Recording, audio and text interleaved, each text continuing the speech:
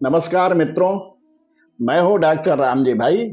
आपके लिए एक छोटी सी कहानी लेकर आया हूं। कहानी आपको अच्छी लगे तो लाइक, शेयर एवं सब्सक्राइब करें तथा घंटी अवश्य दबाएं। आइए कहानी का आनंद लेते हैं। महर्षि पाणिनि संस्कृत व्याकरण के एक महान आचार्य थे।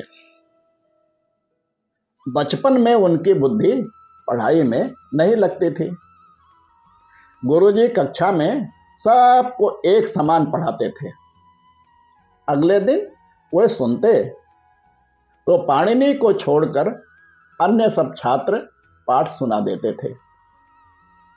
रोज का यही नियम था।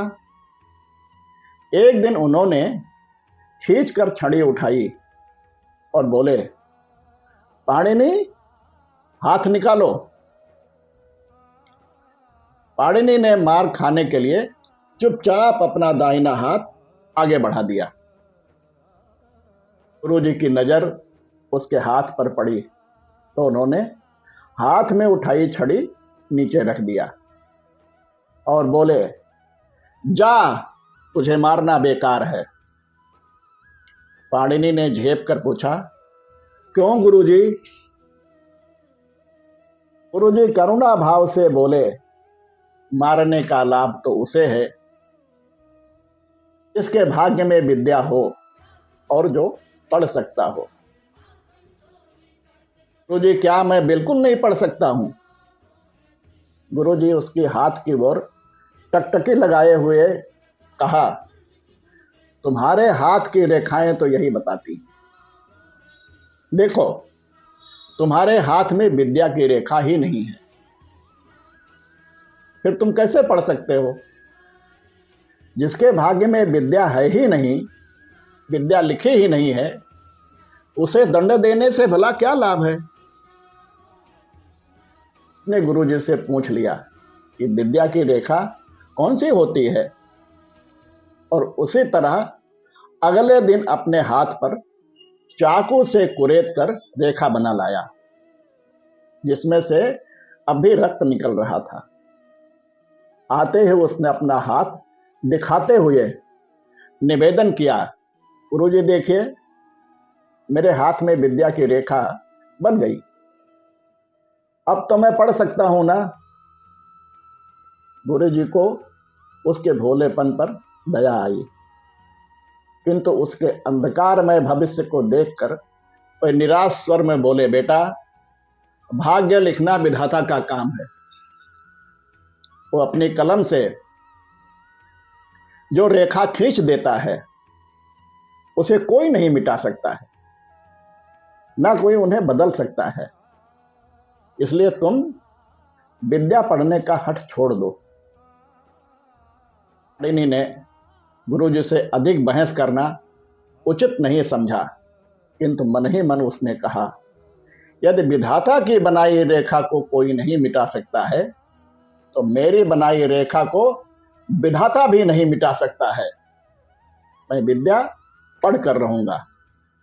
बस उसी दिन से पाणिनि की जीवन दिशा बदल गई। कल का आलसी बालक एक ही दिन के अंतर से परिश्रमी और नियम का पक्का छात्र बन गया। वह जो पाठ पढ़ता, जब तक उसे स्मरण नहीं कर लेता तब तक ना तो अन्न जल ग्रहण करता और ना सोता। रात को जब सारा आश्रम सो जाता तब भी वह दीपक के प्रकाश में पुस्तकों पर झुका हुआ याद करता रहता था। कभी कभी उसी प्रकार पढ़ते पढ़ते प्रभात हो जाता था। भले ही वह रात भर ना सोया हो, भले ही उस दिन उसे अन्न का एक कण भी ना मिला हो, क्या मजाल कि उसके शरीर में शिथिलता दिखाई दे।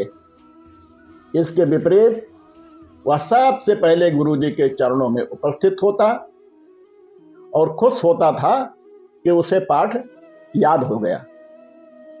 महीने 2 महीने में रेखा का वह चिन्ह भी मिट गया, पर उसके हृदय पर खिंची विद्या की रेखा को दिन, सप्ताह, महीने और वर्ष भी ना मिटा सके। इसके विपरीत वह दिनों दिन गहरी होती जाती थी। श्रम और संकल्प ने धीरे धीरे उस रेखा को साकार भी कर दिया। वह पाणिनि जिसे गुरुजी ने पढ़ने के लिए अयोग्य ठहरा दिया था, वह धीरे धीरे पढ़ने का प्रयत्न करने लगा। कुछ ही दिनों तक वह अपने साथियों से पीछे रहा, फिर उनके साथ मिल गया। पुनः वह सबसे आगे बढ़ गया और उसने प्राचीन व्याकरणों में जो अपूर्णताएं देखी, उन्हें दूर करके नए व्याकरण की रचना की, जो पाणिनि व्याकरण या अष्टाध्यायी के नाम से प्रसिद्ध हुआ। आज भी संसार में यही व्याकरण का सबसे प्रमाणिक ग्रंथ माना जाता है। ऐसे ही अनेक कहानी हमारी पुस्तक बड़ी सोच की छोटी कहानी में आपको मिलेगी, जिसे लोकहित प्रकाशन लखनऊ ने छापा है। अगली बार फिर एक नई कहानी लेकर आप सबको मिलेंगे।